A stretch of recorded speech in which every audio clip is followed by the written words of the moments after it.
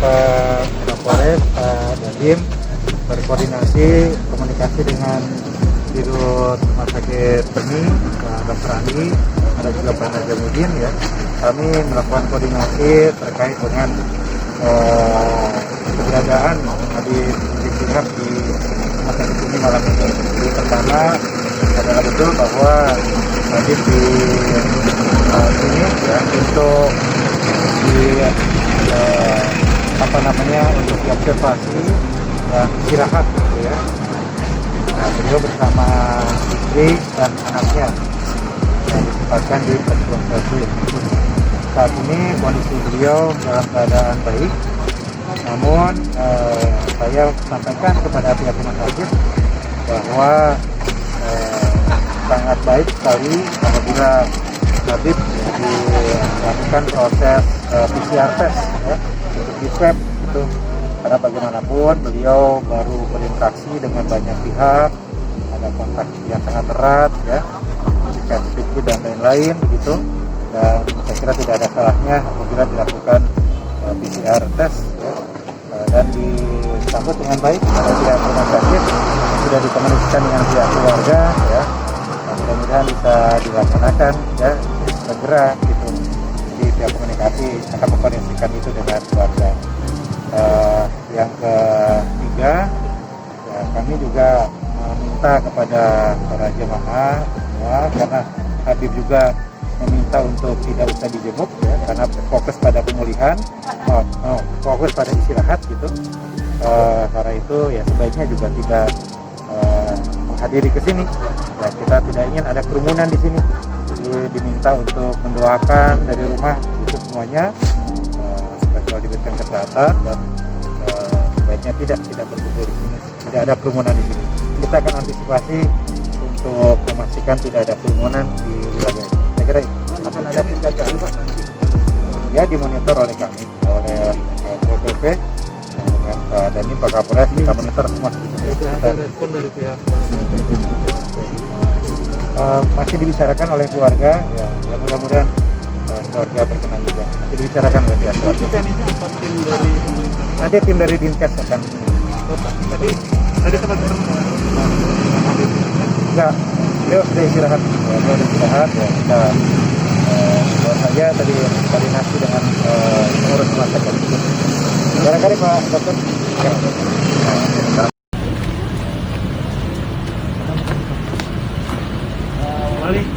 Ini dikit ada informasi pada penolakan dari pihak Habib, seperti apa Pak? Ya, kita kan menjalankan undang-undang. Ada mandat dari undang-undang karantina. Jadi rumah sakit Umi itu masih wilayah NKRI, Kota Bogor, wilayah saya. Nggak bisa sembarangan menolak gitu. Saya akan datangi. Yang menolak dari keluarga atau dari Habib? Dari keluarga yang menolak. Artinya hari ini akan tetap dilakukan swab di Pak. Ya, saya akan datangi, saya akan minta penjelasan ya mengapa menolak gitu. Oke, baik. Ya. Terima kasih Bang. Terima kasih Bang. Saya sudah jelaskan itu adalah hak dari pasien dan ada saatnya nanti beliau akan memberitahukannya, akan tetapi saat ini itu adalah hak dari beliau untuk menyatakan tidak mengizinkan siapapun untuk memberitahu hal tersebut. Insya Allah udah ada.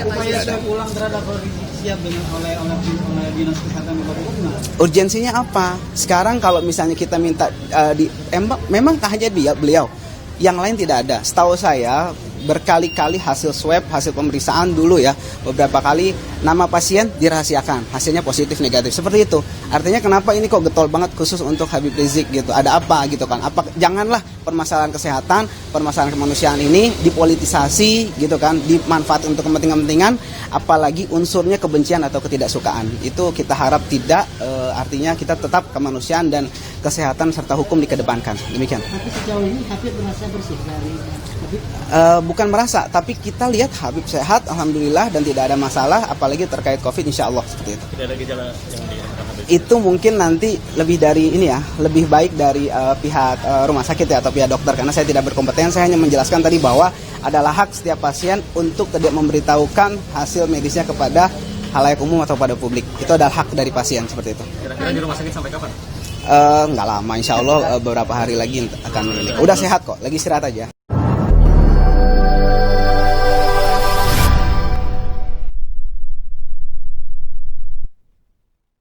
bidang strategi, ya. Karena benar, jujur, saya harus, ini bukan basa-basi, bukan sok-sokan merendah, bukan sok tawadu, bukan. Saya ngomong apa adanya, ceplos-ceplos. Ya, Bang Edi Mulyadi ini adalah buat saya guru di bidang komunikasi dan di bidang strategi. Saya banyak beliau mengamati dan belajar daripada beliau. Alhamdulillah Rabbil Alamin, dan kita terus bersama sejak Parada Tauhid. Hati kita nggak pernah terpisah, hati kita berada dalam lingkup persaudaraan yang indah sampai detik ini. Dan juga teman-teman sekalian yang saya tak sebutkan lagi satu persatu, Bang Oni dan semua moderator yang terlibat. Juga di channel saya, ya, saya akan relay di Instagram ini sudah 2,1 juta, tapi yang masuk kurang lebih 500 ribuan. Tadinya di YouTube itu sampai 6,7 juta, Bang Edi. Tiba-tiba akun hilang, biasa akun hilang. Akun hilang, lalu kemudian mulai lagi dari nol lagi, baru mulai ya 100 ribuan gitu ya. Dulu Instagram juga sempat hilang, sekarang udah sampai 2,1 jutaan. Di Twitter ya lebih 500 ribuan. Biasa, entah kalau udah banyak saya udah pasrah, pasti hilang lagi gitu ya. Dan mulai lagi, nggak ada masalah. Saya dan saya dan keyakinan saya emang demikian. Yuriduna liyutfi'u nurallah biafwahihim. Kalau kita perhatikan kalimat itu, yuridun itu fi'il mudhari. Karena fi'il mudhari jadi kata yang berlangsung terus. Mereka senantiasa terus-menerus yuridun. Mereka senantiasa terus-menerus. Yuriduna liyutfi'u nurallah, memadamkan cahaya Allah. Kenapa memadamkan cahaya Allah? Cahaya Allah itu apa? Apakah matahari? Bukan. Bulan? Bukan. Listrik, PLN? Bukan. Cahaya Allah itu adalah Al-Quran yang keluar daripada mulut da'i-da'i yang lurus istiqomah. Itulah cahaya Allah. Itulah yang berusaha mereka padamkan. Biafwahihim, dengan mulut-mulut mereka. Mulut mereka itu jamak dari fahamun, mulut. Afwahihim, mulut-mulut mereka.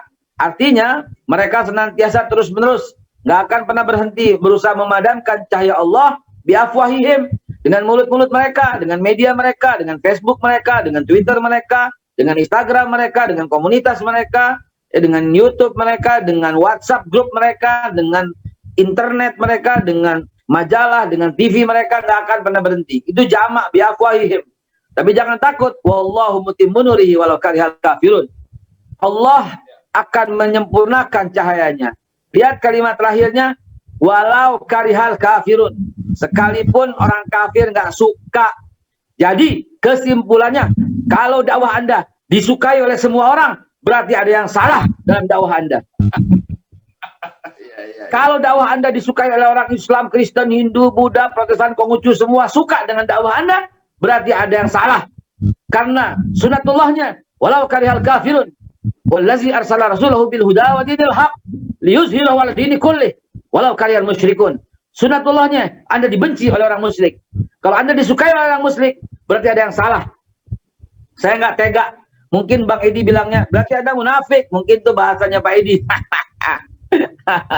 Saya nggak tega ngomong begitu. Saya cuma berkata, berarti ada yang salah kalau dakwah Anda disukai oleh semua orang. Ada yang salah, ada yang miss. Ya, jamaah sekalian yang dimuliakan Allah Subhanahu Wa Taala, sesuai dengan apa yang disampaikan dan topik kita setelah beliau, apalagi sesuai dengan apa yang disampaikan oleh Bang Edi tadi, ya, insya Allah saya akan menjelaskan sesuai dengan kapasitas saya semata. Bismillahirrahmanirrahim. Proses penjemputan. Proses penjemputan Habibana adalah melalui proses yang panjang. Dimulai bulan Desember, hanyalah sebuah wacana tahun 2019. Kebetulan saya yang datang pada bulan Desember sebelum COVID. Beliau minta di Jakarta dibentuk tim untuk tim kepulangan. Dan terbentuklah tim kecil di rumah beliau di Petamburan, 6 orang saja. Nah, tim ini sedikit komunikasi, ya, banyak via darat, jarang via Facebook gitu ya, jarang via grup WhatsApp grup. Akhirnya kita setelah beberapa kali rapat mendekat, lalu COVID kita break. Akhirnya ada titik terang tentang kepulangan beliau. Akhirnya kita memberikan usulan kepada beliau, Yang Mulia Habibana Habib Muhammad Rizik Syihab. Bagaimana kepulangannya? Nanti saja, yang penting udah bisa pulang. Yang kedua, pulang dengan diam-diam, tahu-tahu sampai di Petamburan bikin konferensi pers. Yang ketiga, pulang dengan mengumumkan tidak ada opsi kumpul massa, tidak ada opsi mobilisasi, tidak ada opsi untuk mengerahkan seluruh massa untuk datang, tidak ada. Kalau ucapan saya salah, ya, ini pasti diketahui. Karena di Indonesia tidak ada yang rahasia. Ucapan di WhatsApp Anda itu dibaca oleh banyak orang. Walaupun saya berkata berdua japri dengan Bang Edi, tapi banyak sekali mata-mata yang melihat seperti itu. Jadi kalau ucapan saya salah, saya akan malu. Ucapan saya betul-betul kami sampaikan WhatsApp, ya, kepada Habibana. 3 opsi itu. 1, jangan pulang dulu sampai keadaan tenang, aman, tentram. 2, pulang dengan diam-diam. Nanti sampai di Petamburan baru diumumkan. 3, pulang dengan diumumkan. Sekali lagi, tidak ada opsi mobilisasi. Akhirnya diambil opsi 2, yaitu pulang dengan diam-diam. Kami upaya diam-diam. Ternyata diam-diam ini adalah cara yang sudah kami lakukan sebanyak 4 kali. Selalu bocor dan selalu ada hambatan terhadap Habibana. Ya, selalu ada halangan. Akhirnya kita pindah ke opsi 3. Ya, kita pindah ke opsi 3. Ya udah, kita umumkan, dan yang umumkan langsung Habib Rizik. Agar apa? Agar ada upaya orang yang jahat untuk mencegah kepulangannya menjadi terhambat karena kita umumkan.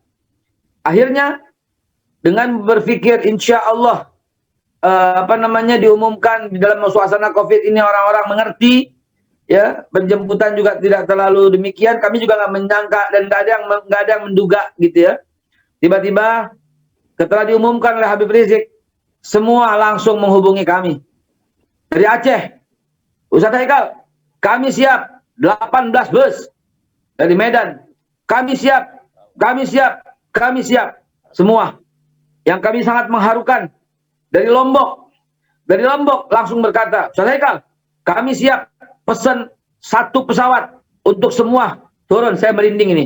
Saya mentahan tangis untuk antum ketahui semua.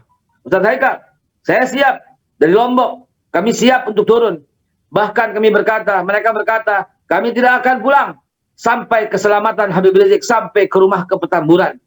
Menggigil hati saya, gemeter saya menerima semua sambutan-sambutan seperti itu. Ya. Allahu Akbar walillahil hamd. Namun, ya, dan saya sendiri karena khawatir tidak bisa masuk sesuai dengan protokol, saya sengaja membeli tiket, ya, ke Dubai dulu supaya bisa pulang bareng ke masuk internasional.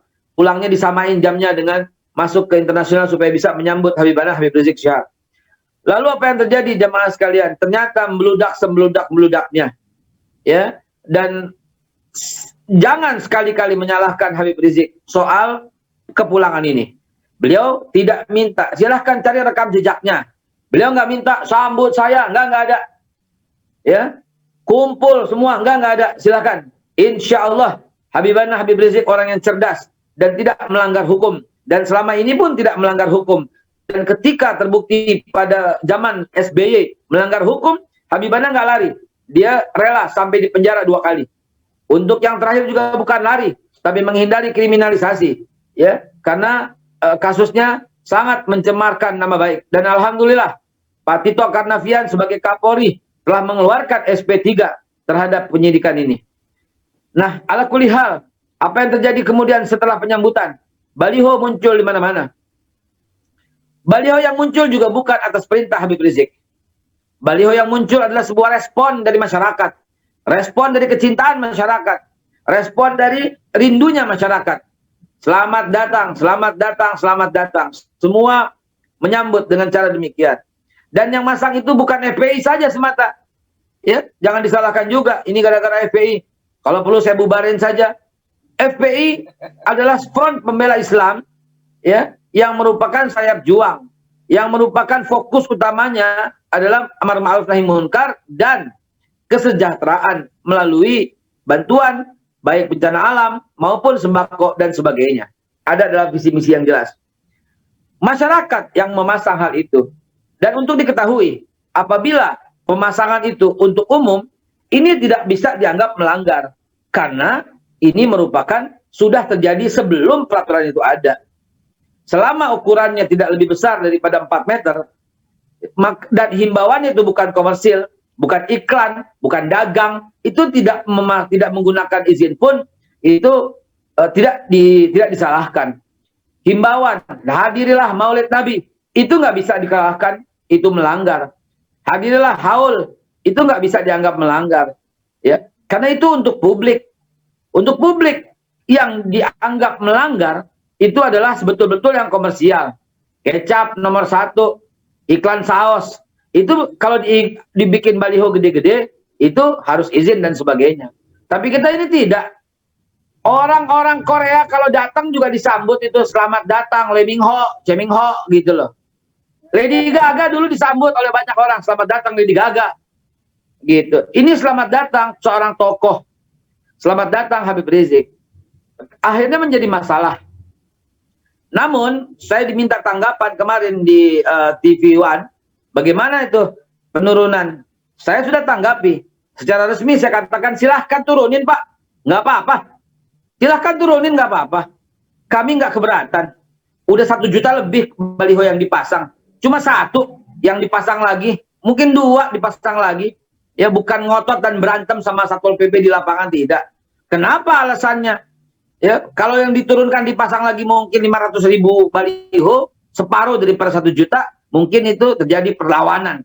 Kalau cuma 1-2, enggak lah, enggak ada perlawanan. Uang Satpol PP-nya juga cinta kepada Habibana Habib Rizik Syihab. Nah, jemaah sekalian, ya, ini dianggap melanggar, oke, kita nggak bisa berdebat, silahkan dianggap melanggar, diturunin nggak apa-apa, kita akan pasang di rumah kita masing-masing. Ya, sebagai wujud cinta dan cinta sayang kita kepada beliau, sebagai simbol daripada perjuangan. Kalau udah kayak begini, apabila terus terjadi setelah baliho apa? Setelah baliho itu internet. Siapa yang bisa perintahkan YouTube untuk menghapus wajah Habib Rizik?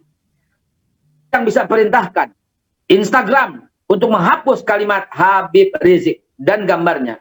Siapa yang bisa perintahkan Facebook? Ya, saya nggak menuduh, saya bertanya siapa. Kalau itu inisiatif Facebook, silahkan. Dan untuk teman-teman ketahui, saya dengan tim di Amerika, dengan di bawah Pak Tata dan kawan-kawan FDA, itu sedang komplain ke YouTube, Facebook internasional. Kebetulan mereka tinggal di Amerika, saya mengajak, saya menghimbau, saya menjembatani mereka untuk lapor ke Facebook internasional di Amerika, karena mereka sebagian besar adalah permanent resident. Mereka akan minta bahwa Facebook, ya, CEO Facebook yang ada di sini, ini sebaiknya dipecat saja, diberhentikan saja, tidak menampilkan kebebasan. Bahkan surat tertulis, tertutup, tertulis, kami sudah tayangkan kepada Mark Zuckerberg. Kami sudah tulis bahwa terjadi, ya, indisipliner terhadap pimpinan Facebook yang ada di Indonesia. Karena telah melakukan diskriminasi, dianggap teroris dan berbahaya. Kita akan tuntut balik. Habib Rizik tidak pernah menyuruh untuk menarikan senjata. Habib Rizik nggak pernah dituduh sebagai teroris. Tapi klaim Facebook, klaim Instagram, klaim mereka semua mengatakan berbahaya. Berbahaya di mana? Setelah baliho apa? Sebentar. Siap. Sebentar, Hotekal. Halo, sebentar ya. Jadi seperti Hotekal jelaskan tadi, waktu Habib pulang, itu antusiasme umat luar biasa. Mereka datang, mereka foto-foto, syukur-syukur bisa selfie atau segala macam, dan mereka upload ke Facebook, ke Instagram dan sebagainya. Ke Facebook itu hari itu saya kira ribuan akun di take down oleh Facebook. Lalu ada penjelasannya, postingan Anda melanggar aturan komunitas kami, berbahaya, mengandung unsur radikal dan intoleransi. Nah, terkait soal itu, nyambung dengan penjelasan Ustaz tadi bahwa teman-teman di Amerika sudah menyambangi, menyurati secara resmi. Apakah ini kebijakan dari pusat, Zuckerberg-nya, atau ini kebijakan dari masing-masing country di Indonesia, katakanlah gitu. Kalau misalnya masing-masing country punya kebijakan seperti itu, apakah kebijakan diskriminatif semacam ini diizinkan oleh pusat di Amerika sana? Sudah ada jawaban apa belum? Ya, berdasarkan pantauan kami di YouTube itu nggak ada, ya nggak ada seperti itu. Mereka memberikan kebebasan. Coba lihat tayangan yang lebih sadis, yaitu penyembelihan. Itu ada kok di YouTube. Ini cuma gambar. Coba upload gambar teroris teroris yang jahat yang menembak umat Islam di Selandia Baru. Ayo tayangkan di sana. Nggak dihapus oleh mereka. Jelas-jelas itu teroris. Ayo gambar teroris Buddha yang dinobatkan oleh CNN, oleh majalah Times, the real terrorist number one. Tayangkan di Facebook, di Twitter, di Instagram. Nggak dicopot. Jadi berdasarkan pantauan kami ini betul-betul diskriminatif. Ya, izin saya lanjutkan, Bang Edi. Ya, sebentar, sampai itu saya sedikit lagi. Jadi kalau itu memang kebijakan Facebook, YouTube, Instagram lokal di Indonesia, tentu mereka kan sebagai seorang pebisnis kan mereka memikirkan soal potensi pendapatan. Setiap tayangan yang banyak di download, ditonton orang itu kan pendapatan. Tapi kenapa mereka membuat proses seperti itu? Saya berpikir itu tidak mungkin kebijakan internal. Sangat mungkin terjadi, itulah ada perintah dari otoritas. Gimana, Pak Haikal? Kita tidak berasumsi, Bang Edi. Tidak berasumsi itu diperintahkan oleh siapa, kita nggak tahu. Tapi yang jelas, fakta adalah semua di take down oleh mereka. Apakah ini arogansi pribadi CEO atau perintah dari Kominfo, kita nggak bisa putuskan malam ini. Sebelum ada penelitian yang kita lakukan di Amerika langsung. Apabila pihak Amerika berkata, kami nggak ikut campur, itu otoritas negara Anda, maka kita akan tuntut CEO dari Facebook, Twitter, Instagram, Facebook, YouTube, Instagram, kita akan tuntut untuk berlaku adil. Karena itu adalah hak publik. Begitu. Dan jangan lupa, pemilik saham terbesar dari Twitter itu adalah Syekh dari Dubai, Uni Emirat Arab. Astagfirullahaladzim. Nanti kita lihat, saya lupa namanya. Ya, Muslim itu yang punya, ya. Baik, jamaah sekalian yang dimuliakan Allah, itulah yang terjadi setelah ini.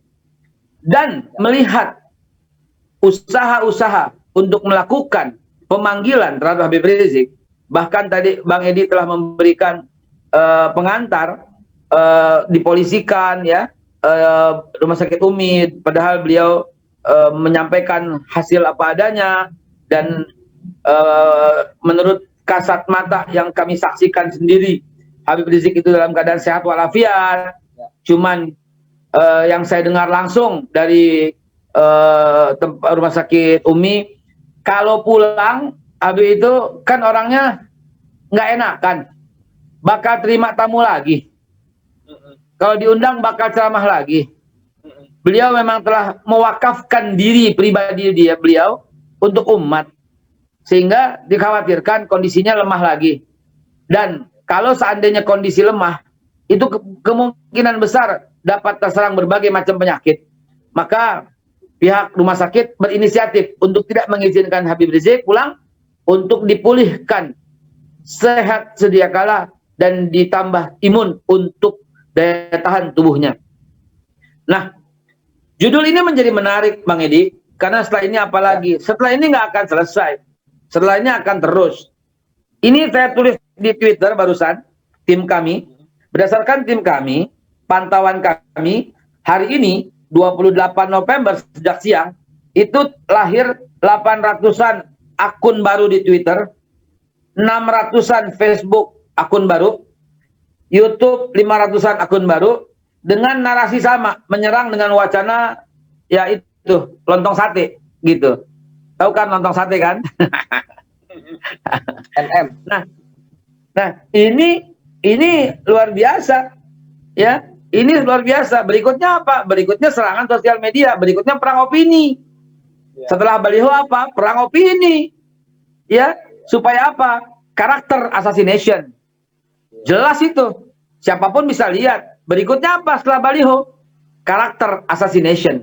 Pembunuhan karakter. Terhadap siapa? Tentu terhadap Habib Rizik. Siapa yang lakukan? Saya nggak tuduh pemerintah. Saya nggak tuduh pemerintah. Pasti oknum ketiga yang tidak suka. Pemerintah, saya yakin, aku yakin, beliau akan berpikir, peminatnya ini banyak, pencintanya banyak. Apabila diganggu, ini akan menimbulkan chaos. Ulama-ulama yang berpihak, Masya Allah banyak. Nanti kalau diganggu terus, nanti ulama itu akan berkata lawan, apa jadinya? Tentu kita nggak ingin ada perang saudara. Tetapi lihatlah, pembenci-pembenci Habib Rizik nggak akan pernah selesai untuk melakukan karakter assassination. Sekarang saya tanya kepada mereka, emang salah beliau itu apa kepada Anda yang melihat dan mendengar video ini? Kenapa Anda nggak hentikan? Apa nggak takut dengan akhirat? Ya, Anda membenci dengan terlalu bencinya, berupaya menjatuhkan dan membunuh karakter beliau. Apa nggak takut? Saya sampaikan ya satu kitab ya. Rasulullah memang diludahin itu nggak marah. Ya. Rasulullah memang dimaki nggak marah. Tapi ketika agamanya diganggu, marahnya tak bisa satupun dari kami yang mencegah. Ketika Umayyah terbunuh dalam membawa surat kepada Raja Heraklius di daerah Mu'tah, maaf. Kalau Mu'tah itu kawin kontraksi A, ya. Di daerah Mu'tah. Kalau di sini sekarang Yordan, daerah Yordan, ya, daerah Yordan. Daerah Yordan itu terbunuh, itu luar biasa, ya. Rasulullah marahnya sampai mengirimkan 20.000 pasukan untuk membalas. Dan soal keluarga, Rasulullah SAW luar biasa. Ambil contoh, ketika anak beliau dicerai, ya, anak beliau dicerai, ya oleh saya lupa namanya itu ya. Apa kata beliau? Doanya, semoga kau akan tercabik-cabik oleh binatang buas, oleh anjing. Dan apa akibatnya? Singa mencabik-cabik tubuhnya sampai hancur. Yang kemudian dinikah oleh Utsman bin Affan, anak Rasulullah. Oke. Nah, Bang saudara Haikal, sekalian, terlalu banyak bukti apabila anak diganggu, Rasulullah itu Masya Allah. Kalau keluarga diganggu, Rasulullah itu contoh ketika Sayyidina Ali karramallahu wajahu radhiyallahu anhu berhasrat ingin menikah lagi, dan artinya memadu anak Rasulullah yaitu Fatimah Zahra. Apa kata Nabi? Fatimah darah dagingku, siapa yang menyakitinya sama dengan menyakitiku.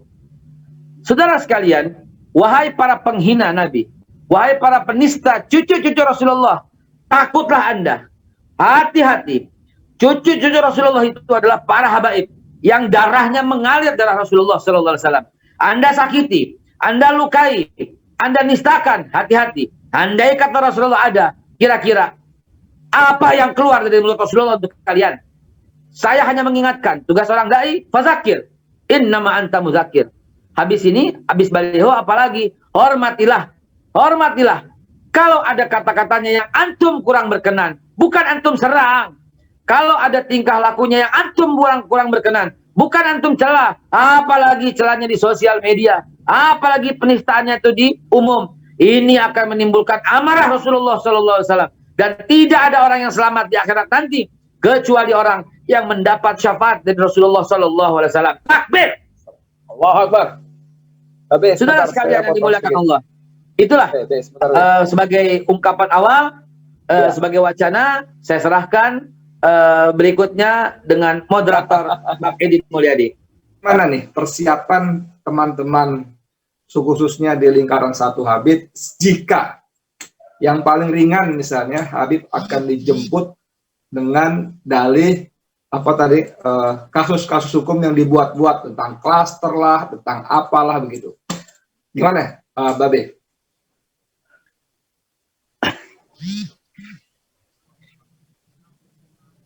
Bang Edi kayaknya ini bukan konsumsi publik ya. Oh gitu ya. Hanya saja saya kasih tahu sedikit clue. Ya. Dalam hukum undang-undang karantina itu disebutkan tuh barang siapa yang melanggar. Ya, barang siapa. Bapak ahli hukum tata negara kita, Pak Margarito juga berkata demikian. Barang siapa. Artinya siapapun yang melanggar. Dan dalam hal ini yang melanggar bukan Habib Rizik. Karena Habib Rizik di mobil pakai masker. Justru yang melanggar itu yang menjemput. Yang berdesak-desakan yang menjemput. Yang nggak pakai masker yang menjemput. Jadi bagaimana dong? Kalau ternyata ya rame-rame 3 juta orang menyerahkan diri ke Polda. Tempatnya nggak muat. Ya, rame-rame 3 juta orang menyerahkan diri aja. Kami ini melanggar Pak, minta maaf, minta maaf. Yang di Petamburan hadir Maulid, ya, kami minta maaf Pak, tangkap kami yang di Maulid tuh yang di Petamburan. Menyerahkan diri aja. Yang di Puncak, kami minta maaf, kami menyerahkan diri. Kumpul aja semua 3 juta orang di Polda, muat apa kagak? Iya. Sudahlah, saran kami yang sudah biarlah berlalu. Karena saya mencatat.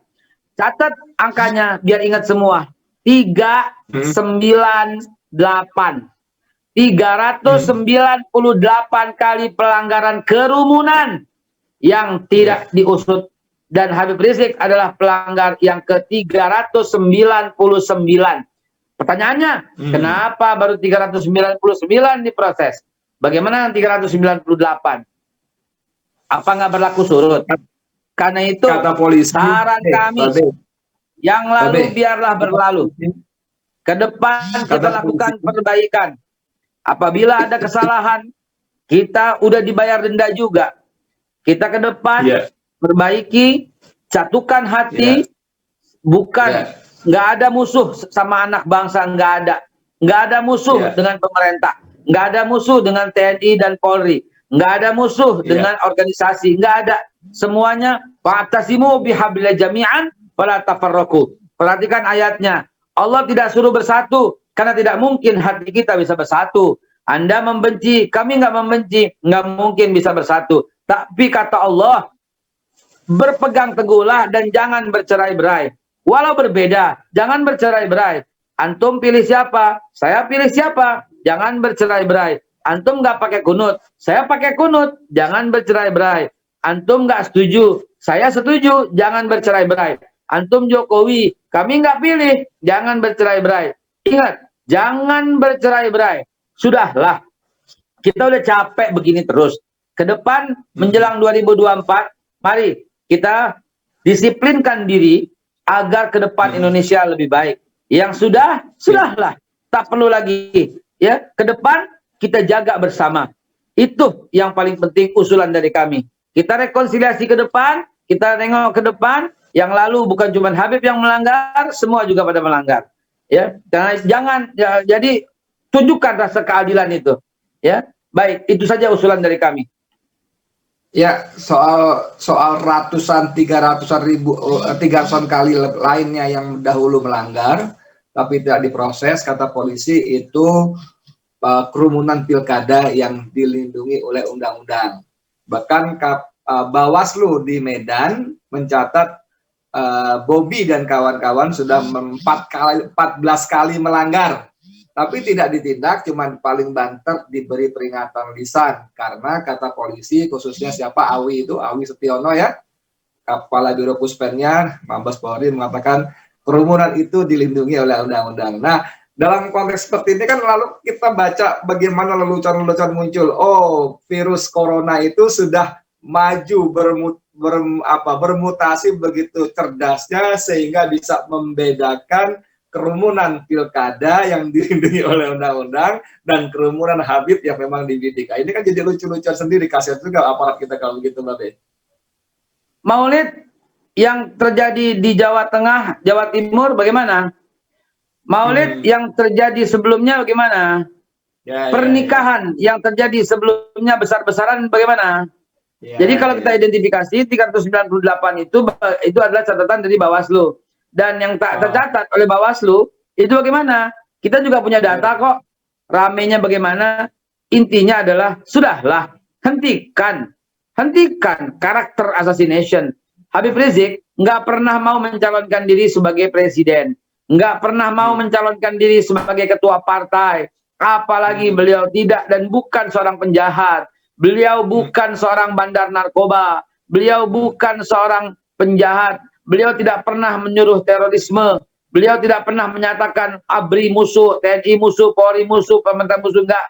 Beliau ingin bersahabat dengan semua orang, beliau ingin berdialog dengan semua orang. Tapi hambatannya tidak ada dialog, tidak ada rekonsiliasi, tidak ada dan tidak ada. Bagaimana ini? Ya udah, kalau nggak ada juga nggak apa-apa. Tapi hentikanlah pihak ketiga yang selalu melakukan ini. Kita nengok ke depan saja. Ya, saya nggak mau lagi nengok ke belakang, saya mau nengok ke depan. Mari kita perbaiki sama-sama. Mari kita berangkulan. Nanti pada tanggal 2 bulan Desember itu ada dialog tokoh dan ulama sebanyak 100 orang. Ya, di situ kita akan tumpahkan rasa nasionalisme, apa yang dilakukan, bagaimana nasib ke depan, bagaimana mengejawantahkan revolusi akhlak agar semua kembali berakhlak seperti Rasulullah, dan semuanya tak lain tak bukan untuk kejayaan negara tercinta NKRI yang kita telah jadikan harga mati. Demikian Pak Edi dan teman-teman sekalian. Ya, oke, kita melangkah melihat ke depan sekarang. Oke, soal baliho, soal karakter assassination, soal permainan-permainan di ranah medsos dan sebagainya. Oke lah, itu udah given, sudah terjadi. Walaupun kita tahu tanpa menuduh, tapi kita tahu ini ada tangan-tangan kekuasaan di belakang ini semua. Nah, sekarang kita ke depan, setelah baliho, selanjutnya apa? Kalau kita berpikir positif, husnuzon, maka kita berharap ada perbaikan. Ada islah lah, kalau ini sesuatu yang nggak akur sebelumnya, ada islah. Nah, sebelumnya begitu Habib pulang dari bandara, beliau berceramah antara kita tidak menutup dialog, kita siap rekonsiliasi, kita siap diskusi, tapi kan gitu kan, bla bla bla bla, bebaskan segala macam. Nah, ini gimana? Ada peluangnya seperti apa, Babe? Sekarang ini begitu, rekonsiliasi, diskusi, dialog itu gimana peluangnya? Peluangnya tertutup. Tertutup? Ya. Kenapa? Resmi kan udah dijawab oleh KSB. Oh, saya bikin videonya itu. Dia salah paham itu, gagal paham dia.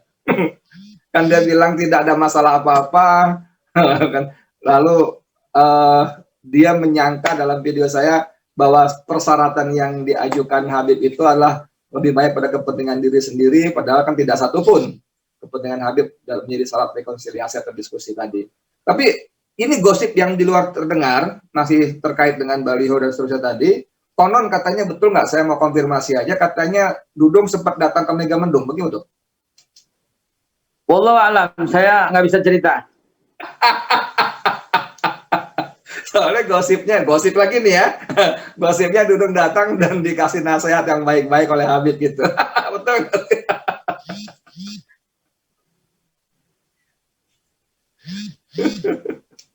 Nggak tahu. Nggak mau ngomong nih jubir kita nih. Ganti tema lagi deh. Oke, kita berharap ini semua akan berakhir dengan baik, happy ending ya sebetulnya ya. Cuman kalau tadi, Masya Allah. kalau tadi Bapak Haikal mengatakan peluang diskusi tertutup, ada nggak sebetulnya solusi-solusi lain yang lebih soft gitu? Kan capek juga kita bengkerengan, kalau kata Betawi bilang, bengkerengan dulu, adu otot dulu, kan capek gitu. Ada nggak solusi-solusi yang lebih soft? Gitu? Kita tahan diri masing-masing. Tahan diri masing-masing. Kalau kami tidak akan pernah berhenti untuk berdakwah amar ma'ruf nahi munkar. Dan kami akan melakukan, dan saya sudah jalankan Bang Edi dan teman-teman. Saya ada jadwal tur 100 kota. Saya ada jadwal tur 100 kota. Dan saya minta tur 100 kota itu semuanya dengan izin Polri, dengan izin Polres dan Polsek setempat. Dan saya juga minta dijaga jaraknya dengan protokol COVID. Dan saya juga minta pada pengundang untuk hanya 50% dari kapasitas tempat. Dan saya juga minta ada sambutan dari Polsek dan Polres setempat. Dan saya juga minta dalam tur ini mengunjungi organisasi yang ada di lokasi, apakah itu Banser, apakah itu FPI, apakah itu Kokam, dan saya mohon kepada para dai yang sifatnya keliling nasional, lakukan hal yang Al-Fakir sampaikan ini, agar ke depan semuanya nggak ada saling curiga kepada ulama. Bang Edi dan semua teman-teman sekalian, ada kisah yang menarik, saya nggak usah sebut satu daerah, yang menolak kedatangan saya. Siapa? Haikal, nggak boleh datang. Nggak boleh datang ceramah. Ada, saya nggak usah cerita daerah mana. Sumatera lah pokoknya, ya. Nggak boleh, nggak usah datang. Apa yang terjadi? Saya datang langsung di kantornya. Apa yang terjadi setelah saya datang di kantornya? Ternyata saya ngobrol, asik, bercanda, ketawa, dan akhirnya bukan cuma diizinkan, saya dikawal.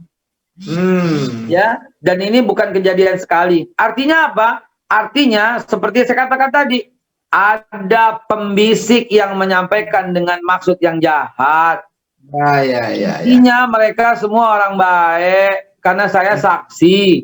Waktu dulu, waktu kampanye di Lampung juga begitu. Waktu di Lampung itu nggak boleh ada keramaian. Siapa pembicaranya? Haikal, Ahmad Dhani, saya Ahmad Dhani, dan siapa lagi waktu itu? Saya nggak boleh naik. Haikal nggak boleh naik. Saya cari Polresnya pada waktu itu. Rupanya beliau ada di lapangan. Saya bersumpah nih Bang Edi, demi Allah. Saya turun, saya cari, dan saya samperin, dan saya ajak ngobrol. Ternyata akrab, baik, rangkulan. Saya dipersilahkan. Bahkan yang kawal saya adalah beliau. Sampai sekarang sahabatan. Contoh lagi, di Masjid Raya Bintaro Jaya MRBJ, Bang Edi. Pada waktu Ramadan kemarin, saya nggak boleh ceramah. Saya nggak boleh tampil pokoknya. Dan kemudian apa akibatnya? Saya pagi-pagi habis sahur saya datang ke kantor dan beliau nggak ada. Lalu kemudian berhubungan via telepon. Setelah ngobrol sejenak, akhirnya cair. Kami bahkan ketemu, bahkan kami makan bersama, bersahabat. Dan akhirnya saya diizinkan. Berdasarkan kisah-kisah ini, sebenarnya mereka baik semua. Hanya selalu saja ada orang-orang dengki yang mengadu domba. Maka itu dalam tur 100 kota ini, saya minta kepada para pengundang, temuin saya dulu kepada Polsek dan Polres setempat. Maka pasti akan terjadi harmonisasi. Pasti akan terjadi rangkulan. Karena niat kita sama, menertibkan dan menuju Indonesia yang lebih baik. Begitu sahabat sekalian. Oke, masih soal 100 kota ini. Ini menarik sekali. Pertanyaan saya, apakah ini program terpisah? Nah, karena Habib waktu pulang, beliau mengatakan beliau akan keliling daerah se-Indonesia untuk mensosialisasikan revolusi akhlak. Apakah program tur 100 kota ini adalah program terpisah atau substitusi pengganti dari program Habib yang akan keliling? Mungkin karena kesehatan cap dan sebagainya, atau ada atau lagi. Atau tentu pencopotan 2 Kapolda dan 2 Kapolres tadi adalah pesan yang sangat clear bagi para pejabat polisi di daerah bahwa kalau kalian tidak ingin di Kapolda Jabar dan Metro Jaya, kalau kalian tidak ingin di Kapolreskan Bogor dan Jakpus, maka kalian harus cegah sebagaimana bisanya agar Habib tidak berkeliling. Nah, dalam konteks ini, apakah program tur 100 kota ini substitusi pengganti dari program Habib atau bagaimana? Silakan Babe. Baik. Program ini adalah program yang terpisah dan sudah dijalankan sebagian sebelum Habib Rizik pulang, Bang Edi. Oke. Gitu. Dia sebelum pulang. Yang terakhir, Bang Edi, kemarin itu di Jawa Timur. Di Blitar, di Kediri, di Malang, itu terakhir. Dan alhamdulillah berjalan dengan tertib dan baik. Dan kemarin itu masuk lagi Jawa Barat, Bang Edi, di Kerawang, gitu. Dan barusan pagi ini, siang ini, tadi pagi itu masih di lingkungan Bekasi, Setu, ya beberapa tempat. Indah banget. Kapolseknya, Kapolresnya, bahkan Dandimnya, Koramil, semua ikut hadir.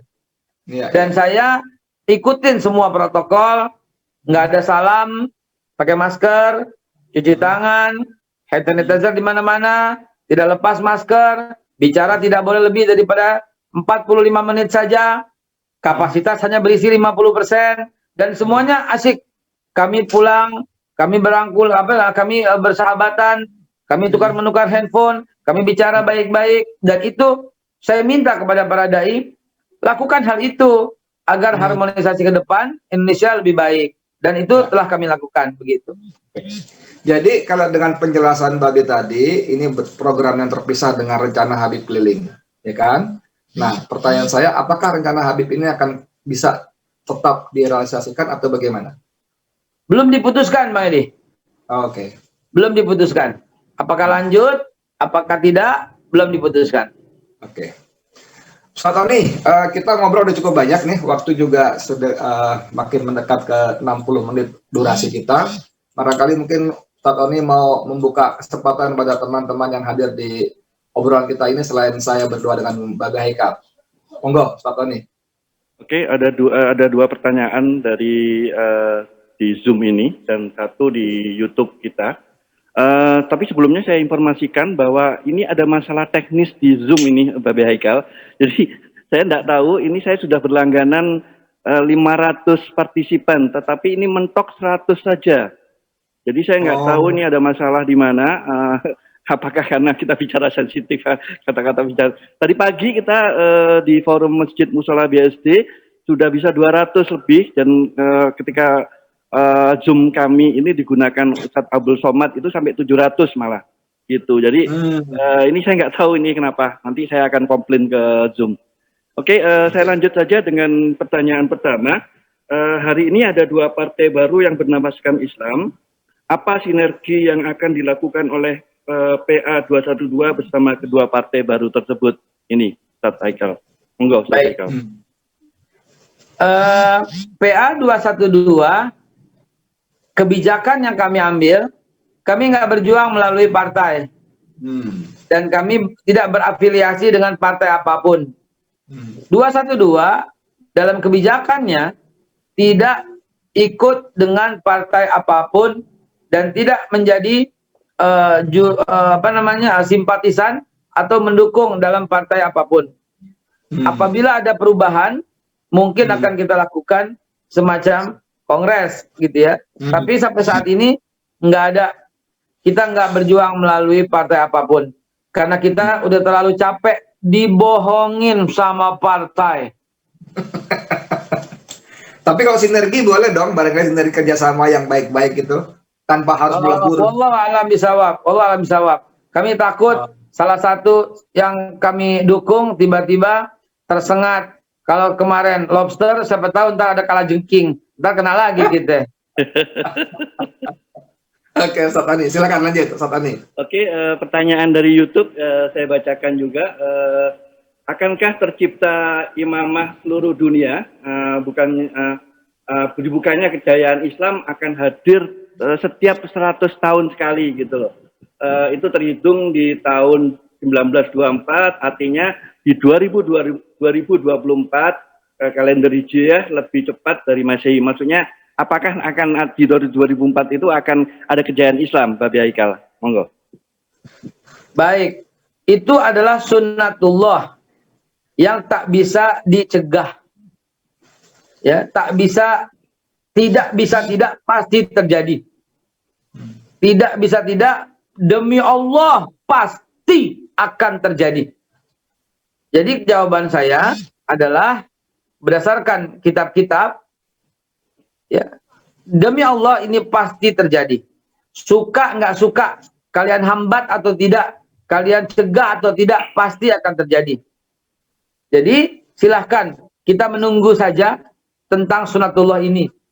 Karena memang posisinya adalah dalam hal menunggu, bukan mengupayakan. Ya, kalau mengupayakan, maka akan terjadi satu konflik. Misal ISIS telah menobatkan pimpinannya, yaitu Abu Bakar al-Baghdadi sebagai Imam Mahdi.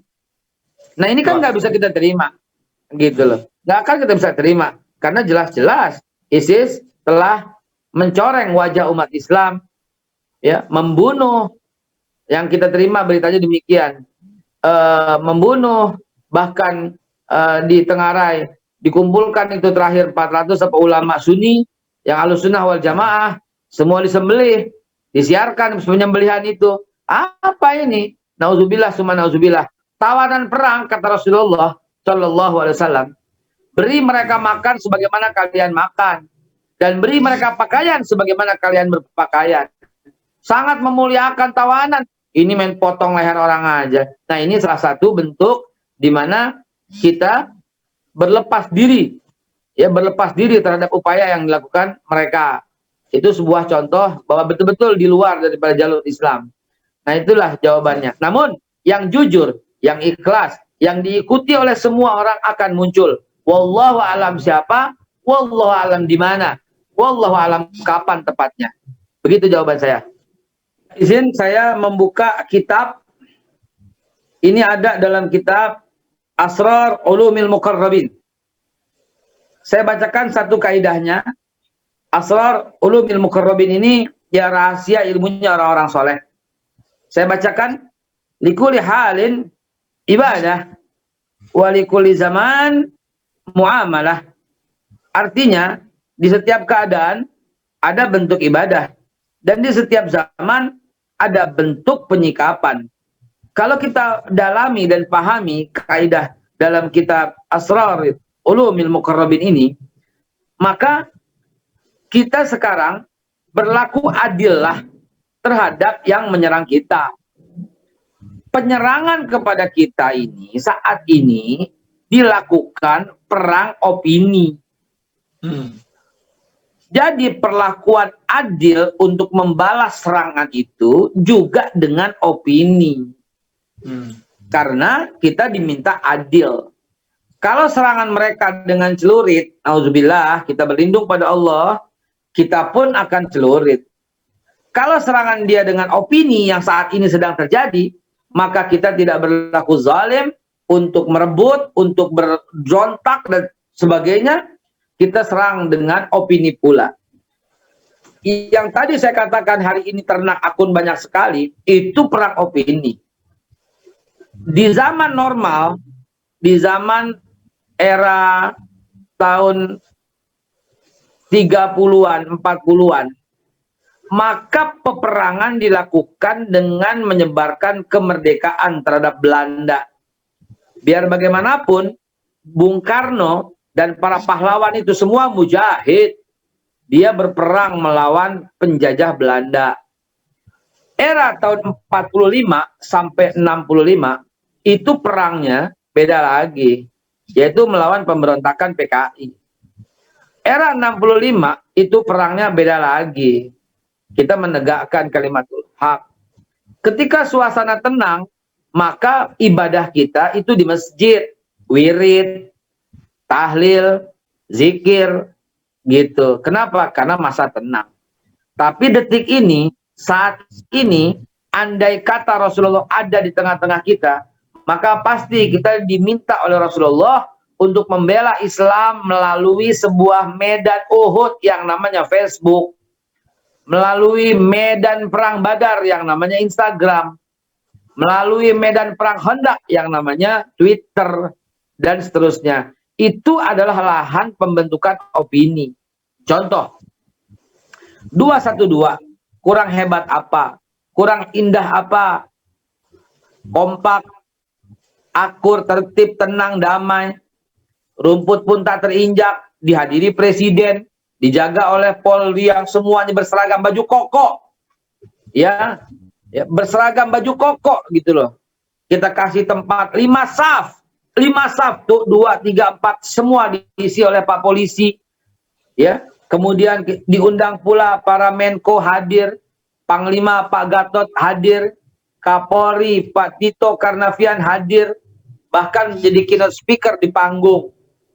Apa yang terjadi, saudaraku? Hari ini 212 dinistakan. Bang Edi, saya bersumpah demi Allah yang memegang jiwa ini.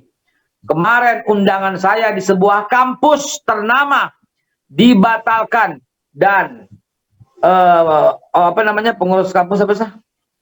Rektorat. BEM. Itu datang kepada saya dan minta maaf dan berkata, Pak, rektor kami membatalkan. Kenapa? Karena Pak Haikal 212. Apa ini coba?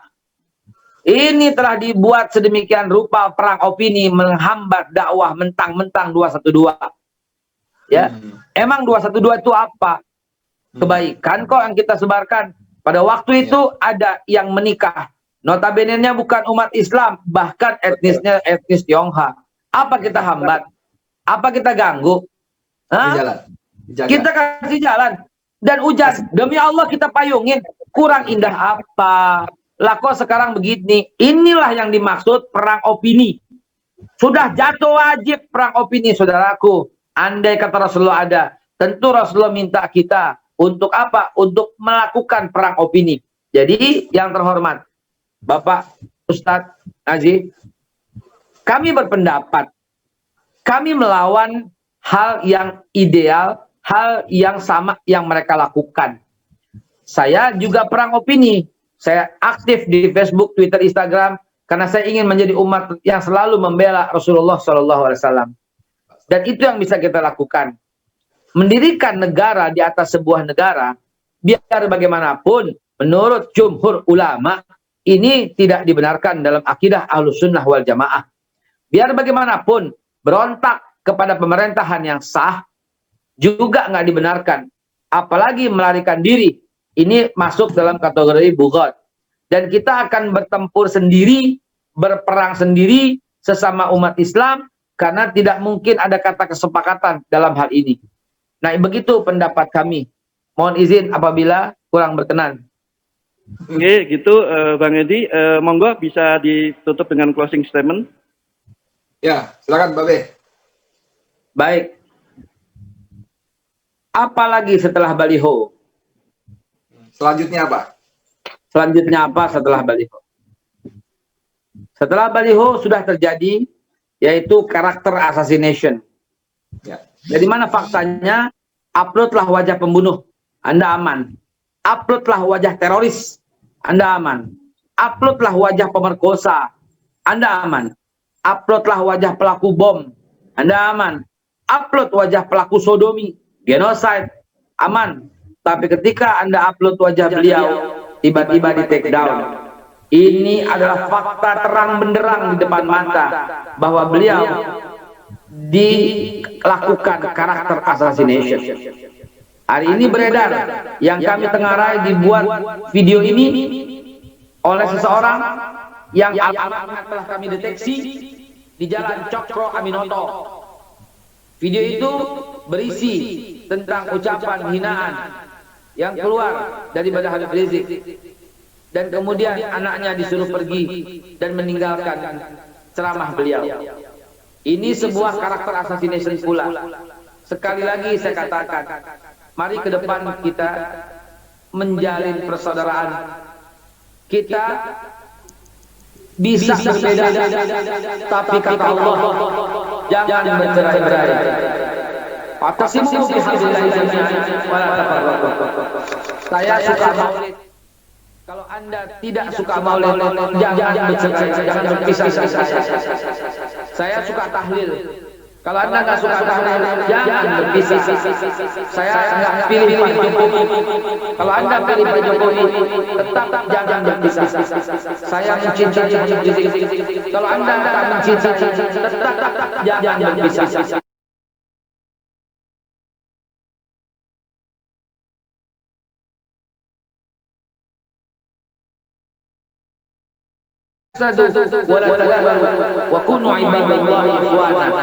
Sebenarnya kalimat itu adalah kalimat sumpah seluruh Indonesia, karena ada dicengkeram dengan kuat oleh kaki bulu kita. Itulah bineka kita. Mari kita berbeda tidak apa-apa, tapi bercerai-berai, saling musuhan bukan dalam ajaran Islam. Assalamualaikum warahmatullahi wabarakatuh.